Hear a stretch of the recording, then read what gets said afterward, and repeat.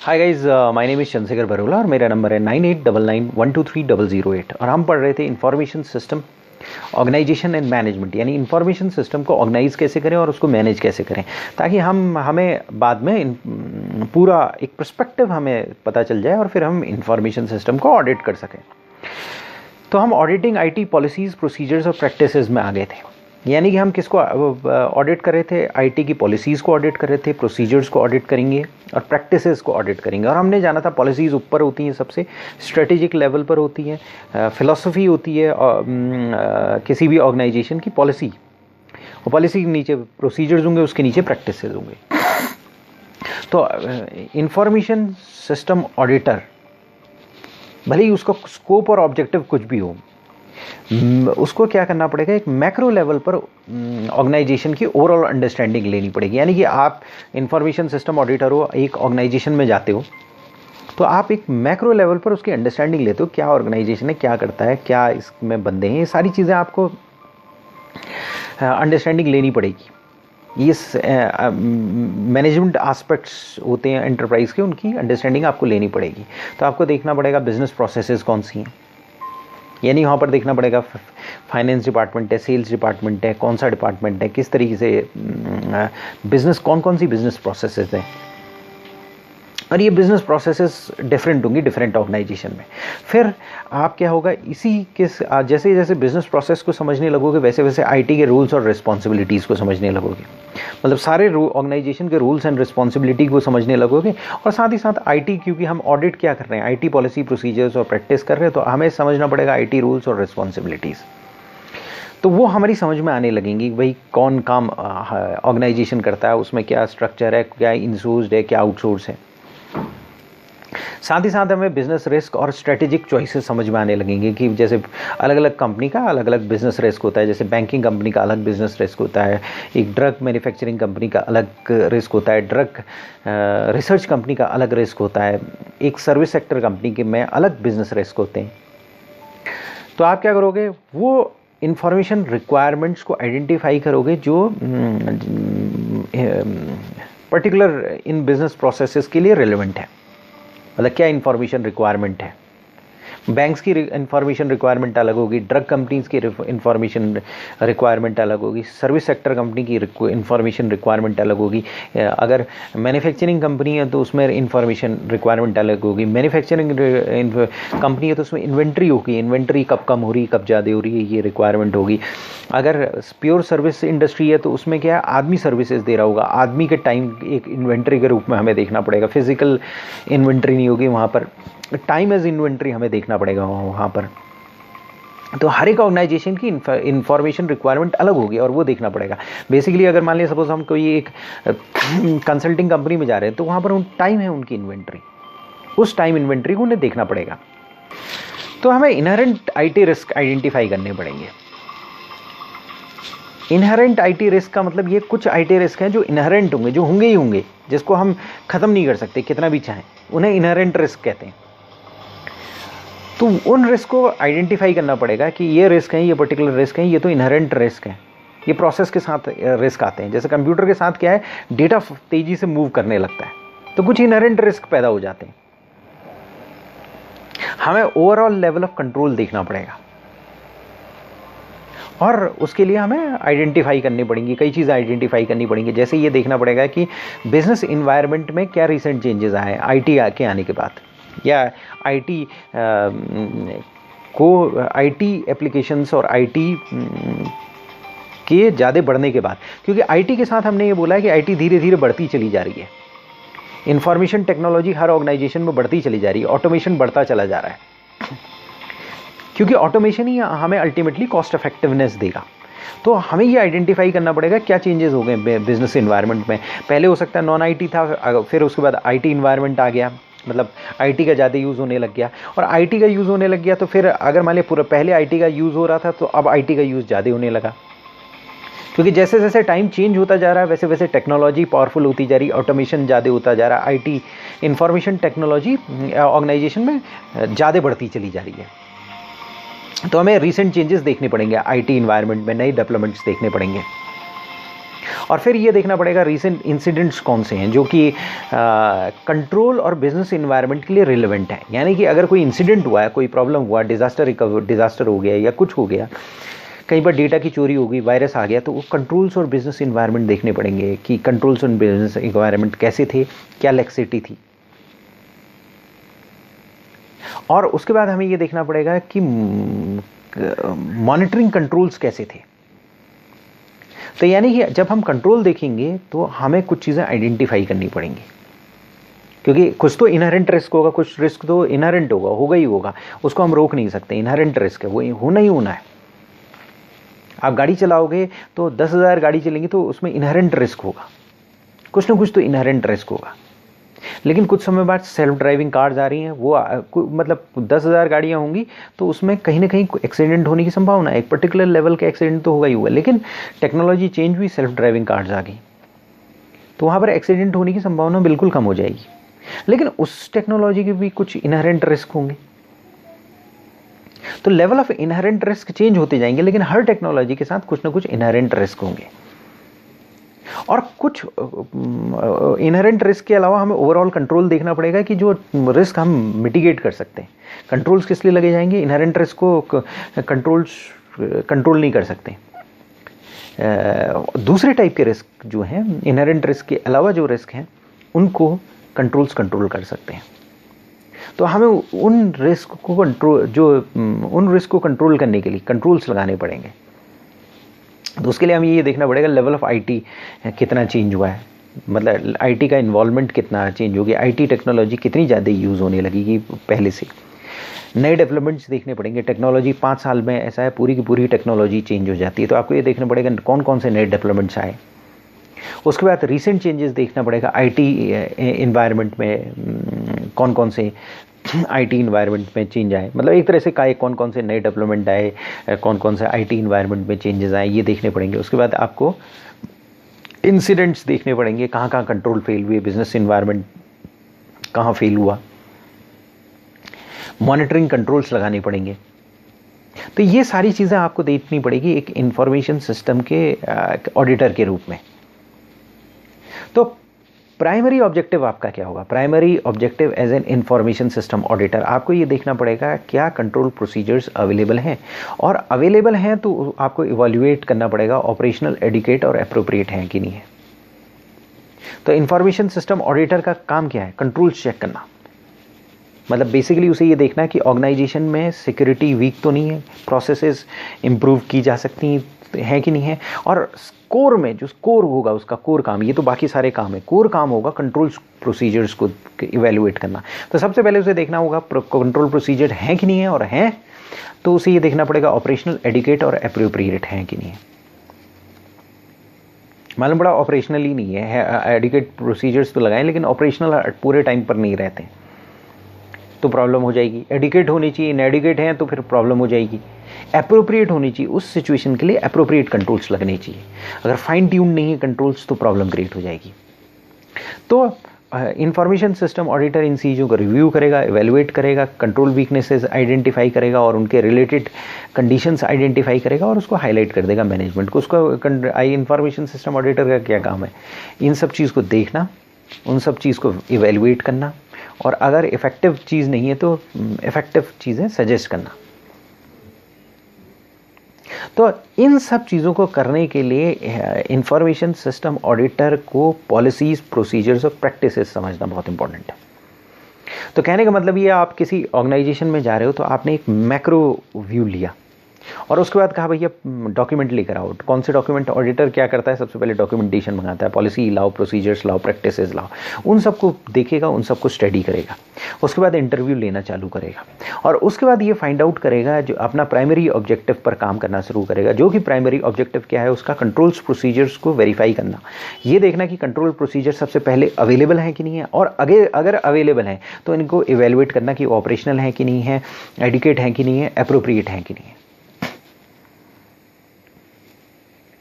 तो इसमें उसकी हेल्प पॉलिसीज़, प्रोसीजर्स और प्रैक्टिसेस करेंगी। तो पॉलिसी, प्रोसीजर, प्रैक्टिसेस को देखेगा और देखेगा सही है कि नहीं है पॉलिसी, प्रोसीजर, प्रैक्टिसेस इस लेवल के ऑर्गेनाइजेशन के लिए सही है कि नहीं है। ये अगर नहीं है तो वो उस पर क्वेश्चन उठाएगा और एक बार वो पॉलिसी देख लेगा फिर एंटरप्राइज के स्टैंडर्ड्स को रिव्यू करना स्टार्ट कर देगा। तो ये देखेगा कि सारा जो काम है जो आईटी डिपार्टमेंट कर रहा है वो कंट्रोल्ड और स्टैंडर्डाइज्ड मैनर में कर रहा है कि नहीं कर रहा है, ताकि ऑर्गेनाइजेशन के ऑब्जेक्टिव्स मीट आउट हो रहे हैं कि नहीं हो रहे हैं। कंट्रोल्ड और स्टैंडर्डाइज्ड मैनर में करना बहुत ज़रूरी है, क्योंकि ऑटोमेशन का मतलब क्या है, कंट्रोल्ड और स्टैंडर्डाइज्ड मैनर है, बट एक पर्टिकुलरली स्टैंडर्डाइज मैनर है। ऑटोमेशन में आप हर चीज़ को स्टैंडर्डाइज कर देते हो, ह्यूमन बीइंग को आप निकालते हो और स्टैंडर्डाइजेशन कर देते हो, और स्टैंडर्डाइज तरीके से काम होने लगता है। एक रिलायबिलिटी आ जाती है काम में, कॉस्ट इफेक्टिवनेस आ जाती है। तो यही आप फाइंड आउट करने की कोशिश करोगे, पॉलिसीज़ रिव्यू करोगे, पॉलिसीज़ रिव्यू करने के बाद पॉलिसीज़, प्रोसीजर्स और प्रैक्टिसेस आपने रिव्यू किए, और फिर स्टैंडर्ड्स देखे। हमने पहले ही पढ़ा था कि स्टैंडर्ड्स जो हैं बाहर के स्टैंडर्ड्स के अनुसार ऑर्गेनाइजेशन के स्टैंडर्ड्स बनते हैं, और ऑर्गेनाइजेशन के स्टैंडर्ड्स बहुत इंपॉर्टेंट होते हैं क्योंकि वो एक बेंचमार्क क्रिएट करते हैं, और बेसिकली वो पॉलिसी के सबऑर्डिनेट उन्हें कहा जा सकता है। लेकिन जब पॉलिसी बन रही होती है तो वो उससे उन स्टैंडर्ड्स जो एक्सटर्नल स्टैंडर्ड्स के अनुसार वो पॉलिसी बनती है, क्योंकि ऑर्गेनाइजेशन के अंदर मैनेजमेंट को ओमनीपोटेंट नहीं होता, उसको सारी चीज़ की नॉलेज नहीं होती। स्टैंडर्ड्स जब बन रहे होते हैं तो पूरी इंडस्ट्री का इनपुट लिया जाता है। तो आपको उन स्टैंडर्ड्स से देखना पड़ेगा कि जो आईटी डिपार्टमेंट के प्रोसेसेस हैं वो स्टैंडर्डाइज हैं कि नहीं। अगर वो स्टैंडर्डाइज है, वेल एंड गुड। स्टैंडर्डाइज नहीं है तो उस पर ओपिनियन देनी होगी। इंफॉर्मेशन सिस्टम ऑडिटर, आप ऑडिटर हो, आपका काम है ओपिनियन देना। तो सबसे पहले तो ये इंफॉर्मेशन सिस्टम ऑडिटर को रिलेवेंट स्टैंडर्ड की जानकारी होनी चाहिए, बाहर के स्टैंडर्ड्स की जानकारी होनी बहुत ज़रूरी है। अगर उसको बाहर के स्टैंडर्ड्स की जानकारी नहीं है तो वो ये मतलब जो इंटरनेशनल स्टैंडर्ड्स की जानकारी अगर इंफॉर्मेशन सिस्टम ऑडिटर को नहीं है, ISO है, कोबेट है, ये सारी चीज़ की जानकारी अगर इंफॉर्मेशन सिस्टम ऑडिटर को नहीं है तो वो कंपनी के अंदर आएगा, उसको वो एक बेंचमार्किंग नहीं कर पाएगा, उसका ब्रेन काम नहीं कर पाएगा कि बाहर के स्टैंडर्ड्स ही हैं, कंपनी के स्टैंडर्ड्स ही हैं, तो एडेप्टेशन ये एडेप्टेशन हुआ, वो ये फाइंड आउट नहीं कर पाएगा। ये फाइंड आउट नहीं कर पाएगा तो ये नहीं फाइंड आउट कर पाएगा ये एडेप्टेशन क्यों हुए हैं। तो अगर उसको पॉलिसीज़ और स्टैंडर्ड्स बाहर के इंटरनेशनल स्टैंडर्ड्स पता है तो कंपनी के स्टैंडर्ड्स वो देखेगा और कहेगा अच्छा ये कंपनी के स्टैंडर्ड्स हैं, ठीक है, ये इस वजह से अडेप्ट किए गए हैं। ऑर्गेनाइजेशन छोटा है या ऑर्गेनाइजेशन मतलब का इन्वायरमेंट अलग है, उस हिसाब से स्टैंडर्डाइज किए गए हैं ये। तो ये पर्टिकुलर चीज़ें वो वहाँ पर देखेगा। तो एक बार उसने ये देख लिया कि ये रिलेवेंट स्टैंडर्ड्स देख रहे हैं कि नहीं, तो फिर वो बेंचमार्किंग करना स्टार्ट करेगा। इससे ये काम रिलेवेंट स्टैंडर्ड्स के अनुसार हो रहा है कि नहीं हो रहा है, ये फाइंड आउट करने की कोशिश करेगा। तो पॉलिसी और प्रोसीजर्स को ऑडिट करने में बेसिकली जो है, जब वो पॉलिसीज़ या स्टैंडर्ड्स पर्टिकुलरली जब वो पॉलिसीज़ देखेगा, स्ट्रेटेजिक लेवल, पॉलिसी क्या है, स्ट्रेटेजिक लेवल, स्टैंडर्ड्स क्या है, ऑर्गेनाइजेशन के स्टैंडर्ड्स हैं, एक आधार स्तंभ क्रिएट करते हैं वो, जिन पर वो पॉलिसीज़ भी बनती हैं। तो जब वो रिव्यू कर रहा होगा पॉलिसी और स्टैंडर्ड्स को से रिव्यू करना पड़ेगा। पॉलिसी और स्टैंडर्ड्स को रिव्यू करते ही उसको एक समझ में आ जाएगा कि भाई इंटरनेशनल स्टैंडर्ड्स तो ये हैं, कंपनी के स्टैंडर्ड्स ये हैं और ये पॉलिसी है। तो उसको समझ में आ जाएगा ये कंपनी जो है वर्ल्ड वाइड स्टैंडर्ड्स के अनुसार काम कर रही है कि नहीं कर रही है,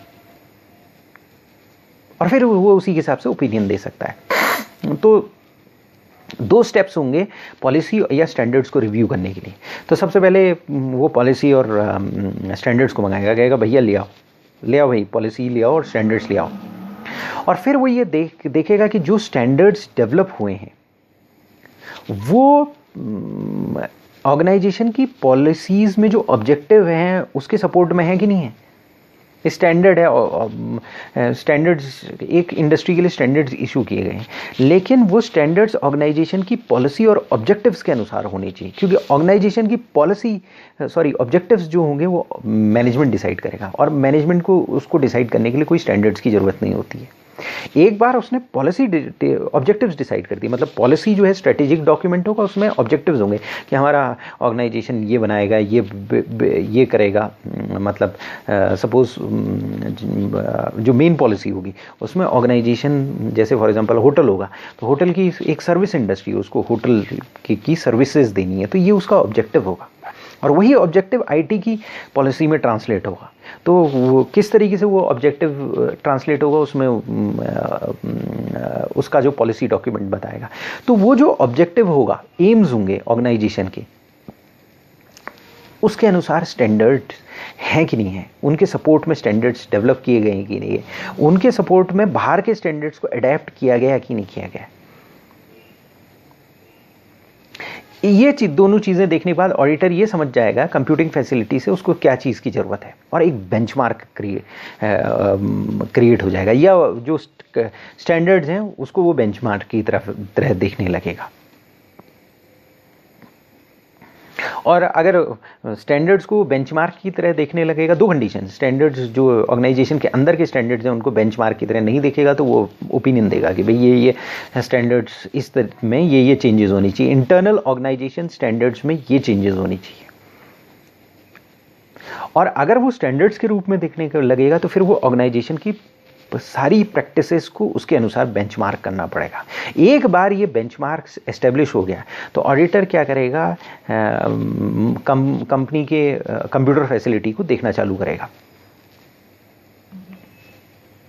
और फिर उसके बाद उसको पता चल जाएगा ऑर्गेनाइजेशनल फ्रेमवर्क एग्जिस्ट करता है कि नहीं करता है, और ऑर्गेनाइजेशनल फ्रेमवर्क एग्जिस्ट करता है तो सही करता है कि नहीं करता है, क्योंकि ऑर्गेनाइजेशनल फ्रेमवर्क ही इंटरनल कंट्रोल्स को एस्टेब्लिश करेगा, कंट्रोल्स उसी फ्रेमवर्क से के थ्रू एक्सरसाइज होंगे, वो एक सपोर्टिंग स्ट्रक्चर्स देगा कंट्रोल को।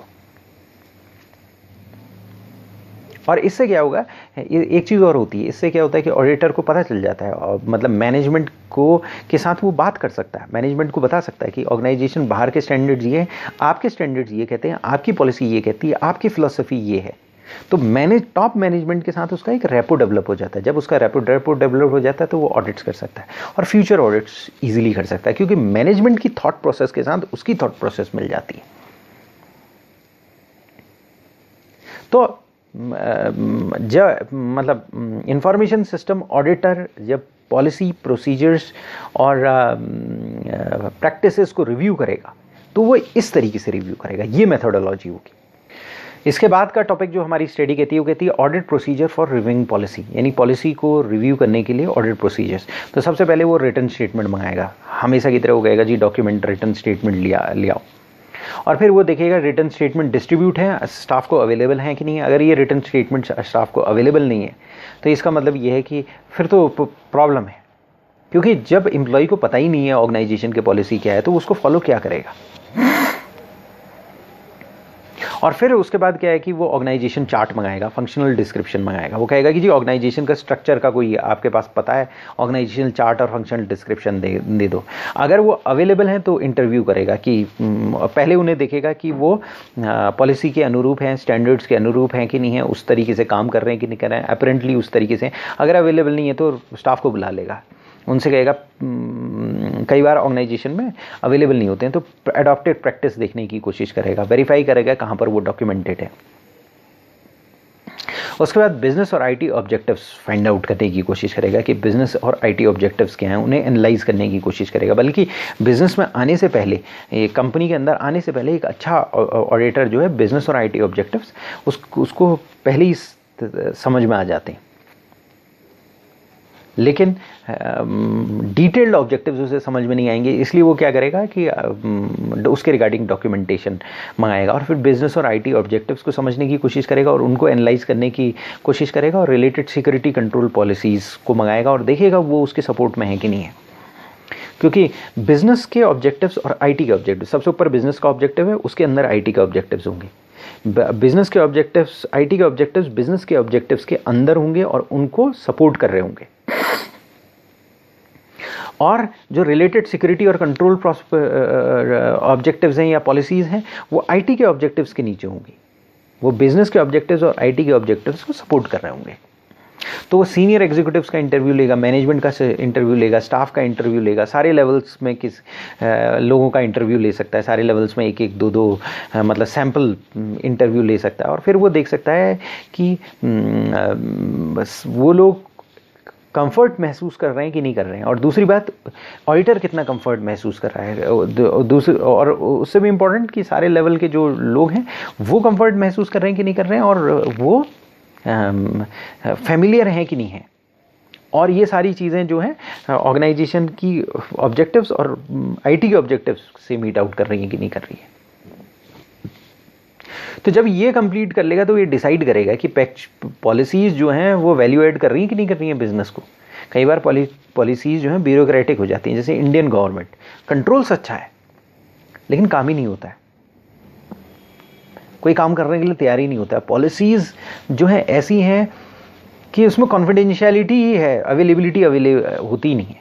कई ऑर्गेनाइजेशन में आप जाओगे वहाँ पर कॉन्फिडेंशियलिटी इतनी ज़्यादा होती है, अवेलेबिलिटी नाम की चीज़ नहीं होती। क्यों नहीं होती? क्योंकि वहाँ पर लोग जो होते हैं सारी चीज़ को कॉन्फिडेंशियल रखे होते हैं, और सारी चीज़ को कॉन्फिडेंशियल रख रहे होते हैं। तो किसी कॉन्फिडेंशियलिटी का लेवल इतना ज़्यादा होता है, जैसे जर्मनी के हिटलर की जर्मनी में जो भी डेमोक्रेटिक ऑर्गेनाइजेशन है वहाँ एक लेवल ऑफ ट्रांसपेरेंसी होती है, और इसी के कारण हमारा ये आपका RTI एक्ट आया, राइट टू इंफॉर्मेशन एक्ट आया, क्योंकि ट्रांसपेरेंसी होना, अवेलेबिलिटी होना बहुत ज़रूरी है। लेकिन जितनी डिक्टेटोरियल गवर्नमेंट्स होंगी वहाँ पर एक्सेसिव कॉन्फिडेंशियलिटी होती है। तो कॉन्फिडेंशियलिटी के अपने बेनिफिट्स हैं, लेकिन वो ट्रांसपेरेंसी की कॉस्ट पर होती है, तो ऑर्गेनाइजेशन में प्रॉब्लम्स क्रिएट हो सकती हैं। तो इसके बाद हमारी स्टडी ये कहती है कि IT डिपार्टमेंट के स्ट्रक्चर को समझेगा, मतलब और उनको रिव्यू करेगा। ऑर्गेनाइजेशन स्ट्रक्चर समझेगा तो IT डिपार्टमेंट के स्ट्रक्चर को ऑटोमेटिकली समझ जाएगा। सेग्रीगेशन ऑफ ड्यूटी वो समझ जाएगा, कहाँ पर एडुकेट डिवीजन है कि नहीं है ड्यूटीज़ का, रिक्रूटमेंट कैसे होता है, स्टाफ रिलेशंस प्रोसीजर्स कैसे हैं, ट्रेनिंग होती है कि नहीं होती है, ये सारी चीज़ें देखी जाएंगी। और फिर उसके बाद डॉक्यूमेंटेशन देखा जाएगा, पॉलिसी प्रोसीजर्स डॉक्यूमेंटेड है कि नहीं है और प्रैक्टिस में है कि नहीं है। सबसे पहले लोगों को पता है कि नहीं है, पता है तो ये समझ लीजिए मोस्ट ऑफ चीज़ें प्रैक्टिस में होंगी, क्योंकि ऑर्गेनाइजेशन में अगर एम्प्लॉय को पता है कि ये पॉलिसीज़ हैं ऑर्गेनाइजेशन की, अवेयरनेस है, उन्हें अवेयरनेस है, तो फिर ऑटोमेटिकली लोग उस अवेयरनेस के अनुसार काम करने लगते हैं। तो पहला स्टेप होता है अवेयरनेस। उसके बाद देखा जाएगा कि पूरी अगर अवेयरनेस है तो ये समझ लो 60% काम तो आपका पूरा हो गया। अवेयरनेस होने में मतलब 60% पॉलिसीज़ आपकी इंप्लीमेंट हो रही, 40% आपको देखना पड़ेगा सही में हो रही हैं कि नहीं हो रही हैं। क्योंकि कई बार क्या होता है, पर्टिकुलर सेक्टर ऑफ मैनेजर्स या पुराने एम्प्लॉयज़ को पता होता है, बाकी लोग एम्प्लॉयज़ को जानने ही नहीं देते हैं, उनको पता ही नहीं होता है। तो जब उनको पॉलिसीज़ के बारे में पता नहीं होता है बाकी एम्प्लॉयज़ को, तो क्या करते हैं, वो मैनिपुलेट करते हैं बाकी एम्प्लॉय को सेलेक्टिव इंफॉर्मेशन देके। तो आपको ये देखना पड़ेगा कि पॉलिसीज़ लास्ट लेवल तक पता है कि नहीं है पता है। अगर लास्ट लेवल तक लोग पॉलिसीज़ से अवेयर हैं, well and good. Overall policies को आपको रिव्यू करना पड़ेगा, प्रोसीजर्स को रिव्यू करना पड़ेगा, ऑपरेशनल और मैनेजरियल स्टाफ को बुलाना पड़ेगा, और उसके बाद क्या है, ये देखना पड़ेगा कि पॉलिसीज़ और प्रोसीजर्स के इम्प्लीमेंटेशन के लिए कौन से एक्शंस लिए गए। ये सारा चीज़ें आपको audit procedures for reviewing policy में देखना पड़ेगा। जब आप पॉलिसीज़ को रिव्यू कर रहे हैं और तो उसमें आपको ये सारी चीज़ें देखनी पड़ेंगी। तो बेसिकली क्या, आप डॉक्यूमेंटेशन मंगाओगे, अब वो देखोगे, ऑर्गेनाइजेशन का ऑब्जेक्टिव देखोगे, IT का ऑब्जेक्टिव देखोगे, और बाकी कंट्रोल्स वगैरह देखोगे, इंटरव्यू लोगे मैनेजमेंट का बेसिकली अगर आप देखो तो। उसके बाद देखोगे ऑर्गेनाइजेशन स्ट्रक्चर क्या है, IT का स्ट्रक्चर क्या है, सही तरीके से डिवीजन ऑफ लेबर है कि नहीं है, ट्रेनिंग होती है कि नहीं होती है, लास्ट लेवल तक लोगों को पता है कि नहीं पता है, सेलेक्टिव लोगों को पता तो नहीं है, लास्ट लेवल तक लोगों को पता है कि नहीं पता है, और ट्रेनिंग जो है लोगों को है कि नहीं है, ये सारी चीज़ें आपको देखनी पड़ेंगी। और सबसे इम्पॉर्टेंट चीज़ ये है कि अगर लास्ट लेवल तक लोग को पता है तो इसका मतलब 60% काम आपका पूरा हो गया। 60% काम इसलिए पूरा हो गया क्योंकि लोग अगर नीचे तक डेमोक्रेट अपने राइट्स के प्रति लोग अवेलेबल हैं, जैसे डेमोक्रेसी में होता है, उसी तरीके पॉलिसी के प्रति लोग अवेलेबल हैं, तो वो पॉलिसी को जनरली इम्प्लीमेंट करेंगे। पर्टिकुलरली नए एम्प्लॉयज़ को आपको बुला के देख लेना पड़ेगा कि भाई नए एम्प्लॉयज़ को पॉलिसी की अवेयरनेस है कि नहीं है। नए एम्प्लॉयज़ को पॉलिसी की अवेयरनेस नहीं है, इसका मतलब गड़बड़ है। 3 महीने के एम्प्लॉयज़ बुला लो, 4 महीने के एम्प्लॉयज़ बुला लो, ताकि मैनेजमेंट ये नहीं कह सके कि अभी तो ये एम्प्लॉय ज्वाइन किए। 3 से 6 महीने के एम्प्लॉयज़ बुलाओ और उनको देखो पॉलिसी अवेलेबल, उनको पॉलिसी की नॉलेज है कि नहीं है। अगर उनको पॉलिसी की नॉलेज है और वो लोअर मैनेजमेंट लेवल के बंदे हैं, तो इसका मतलब पॉलिसीज़ इम्प्लीमेंट 60% 70% चांसेस हैं कि पॉलिसी इम्प्लीमेंट होंगी। इसके बाद हमारी स्टडी में जो है sample audit areas of policies and procedures दिया हुआ है, यानी कि एक सैम्पल दिया हुआ है कि अगर आप इंफॉर्मेशन सिस्टम ऑडिटर के रूप में एक ऑर्गेनाइजेशन में जा रहे हैं और पॉलिसीज़ और प्रोसीजर्स को देख रहे हैं स्टार्टिंग में, तो पॉलिसीज़ और प्रोसीजर्स जो है बेसिकली आइडिया दे देते हैं सारे ऑर्गेनाइजेशन का कि कौन कौन से एरियाज़ हैं सारे ऑर्गेनाइजेशन के एरिया, क्योंकि पॉलिसीज़ और प्रोसीजर्स ही स्ट्रेटेजिक विजन होता है, यानी टॉप लेवल मैनेजमेंट का स्ट्रेटेजिक विजन होता है, और वहाँ से पॉलिसीज़ एंड प्रोसीजर्स फॉलो कर रही होती है। तो इनसाइट देता है इंटरप्राइज को, डायरेक्शन पर्पस देता है। तो जो पॉलिसीज़ और प्रोसीजर्स के एरिया हैं उनको आपको ऑडिट करना पड़ेगा। तो कौन कौन से एरियाज़ हैं जहाँ पर ऑडिट करना पड़ सकता है? इंफॉर्मेशन आर्किटेक्चर, उसको ऑडिट कर सकते हैं। आईटी, एंटरप्राइज एंड रिलेशनशिप को ऑडिट कर सकते हैं। क्वालिटी एश्योरेंस को ऑडिट कर सकते हैं, क्वालिटी के क्या क्या करते हैं। रिस्क असेसमेंट को ऑडिट कर सकते हैं। रिस्क असेसमेंट, किस तरीके रिस्क असेस कर रहे हैं। अगर आप सिस्टम डेवलपमेंट कर रहे हैं तो सिस्टम डेवलपमेंट लाइफ साइकिल और सिस्टम डॉक्यूमेंटेशन को ऑडिट कर सकते हैं। System development life cycle methodology दे सकते हैं, उसका ऑडिट कर सकते हैं। इंफॉर्मेशन सिक्योरिटी, सिस्टम सिक्योरिटी कैसी है और इंफॉर्मेशन एक्सेस कैसे दी जाती है उसको देख सकते हैं। सिक्योरिटी वायलेशन रिपोर्ट्स मंगवा सकते हैं। मैनेजमेंट के रिव्यू प्रोसीजर्स देख सकते हैं। किसी ऑर्गेनाइजेशन में जाएंगे, अगर सिक्योरिटी वायलेशन रिपोर्ट्स मांगेंगे, वो कहेगा वायलेशन ही नहीं होता है सिक्योरिटी का, तो इसका मतलब ये वो झूठ बोल रहा है, वहाँ सिक्योरिटी लैक्स है। अगर वो सिक्योरिटी वायलेशन रिपोर्ट बना रखी है, वो आपको देता है और फिर मैनेजमेंट उसे रिव्यू कर रही है, इसका मतलब ये इंटरनल कंट्रोल्स हैं। और सिक्योरिटी वायलेशन रिपोर्ट्स ही नहीं है तो इसका मतलब इंटरनल कंट्रोल्स मोस्ट प्रोबेबली नहीं है, क्योंकि आइडियल एनवायरनमेंट, आइडियल ऑर्गेनाइजेशन नहीं है, दुनिया में नहीं होता है, कहीं ना कहीं कोई सिक्योरिटी वायलेशन होता है। उसके बाद प्रॉब्लम मैनेजमेंट देखेगा, recognition, logging, resolution, escalation, tracking, nature of management data. उसके बाद रिपोर्टिंग प्रोसेसेस क्या हैं, मीडिया लाइब्रेरी और ऑफ साइट स्टोरेज देखेगा, डेटा की ऑफ साइट स्टोरेज कहाँ पर होती है। तो इन एरियाज़ में से कोई एरियाज़ देख लेगा वो। अगर मान लिया इन सारे एरियाज़ में से 4 या 5 एरियाज़ उसने देख लिए और देखा पॉलिसीज़ और प्रोसीजर सही तरीके से लगे हैं, तो उसको पता आइडिया हो जाएगा कि यहाँ पर ये सही है। उसने इन्फॉर्मेशन आर्किटेक्चर देखा और वो देखा कि सही है कि नहीं है, पॉलिसीज़ सही तरीके से काम कर रही है कि नहीं कर रही है। क्वालिटी एश्योरेंस देख लिया, क्वालिटी एश्योरेंस लास्ट लगे कि क्वालिटी कैसे एश्योर करते हो, या रिस्क असेसमेंट देख लिया, या सिस्टम लाइफ साइकिल का एरिया देख लिया, या मीडिया लाइब्रेरी देख ली, किस तरीके से ऑफ साइट स्टोरेज होती है। प्रॉब्लम मैनेजमेंट किस तरह से होती है, उसको कैसे रिकॉग्नाइज़ किया जाता है, कैसे लॉग किया जाता है, किस तरह से रिजॉल्व होती है प्रॉब्लम, किस तरह से उसको एस्केलेट किया जाता है, किस तरह से उसको ट्रैक किया जाता है। तो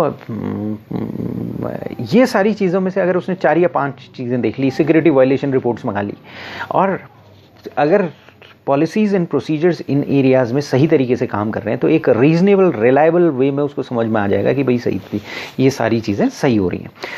तो कहने का मतलब अगर हम इसे टोटल समराइज़ करेंगे तो ये है, इंफॉर्मेशन सिस्टम ऑडिटर को पॉलिसीज़ और प्रोसीजर्स और प्रैक्टिसेस का रिव्यू करेगा। तो पॉलिसीज़, प्रोसीजर, प्रैक्टिसेस का रिव्यू करने से पहले वो स्टैंडर्ड्स देखेगा। उससे पहले उसको इंटरनेशनल स्टैंडर्ड्स के बारे में नॉलेज होनी चाहिए। अगर इंटरनेशनल स्टैंडर्ड्स के बारे में उसे नॉलेज नहीं है तो फिर वो कच्चा ऑडिटर हो जाएगा। वो इंफॉर्मेशन सिस्टम स्टैंडर्ड्स जैसे ISO है, सिक्योरिटी से रिलेटेड, अभी हम किसके स्टैंडर्ड्स बात करें, सिक्योरिटी, IT सिक्योरिटी या IT के से रिलेटेड बात करें, IT से, इवन IT से के लिए बात करें, IT या IT की सिक्योरिटी के बारे में से रिलेटेड बात कर रहे हैं, तो उसके सिक्योरिटी स्टैंडर्ड्स हमें देखने पड़ेंगे। कौन से स्टैंडर्ड्स हैं? ISO है, COBIT है, इस टाइप के स्टैंडर्ड्स हैं।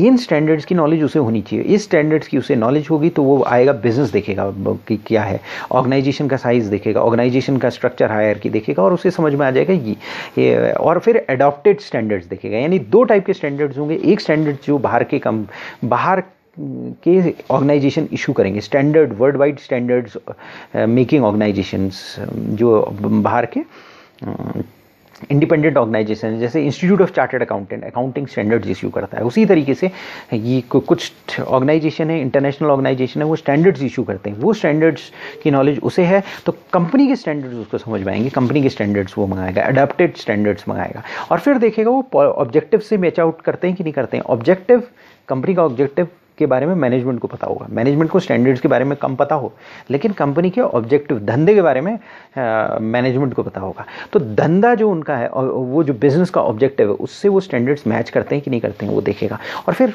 स्टैंडर्ड्स एडिकेट हैं कि नहीं है वो देखेगा। उसी के अनुसार पॉलिसीज़ बनी है, प्रोसीजर्स और प्रैक्टिसेस बने हैं कि नहीं बने हैं देखेगा।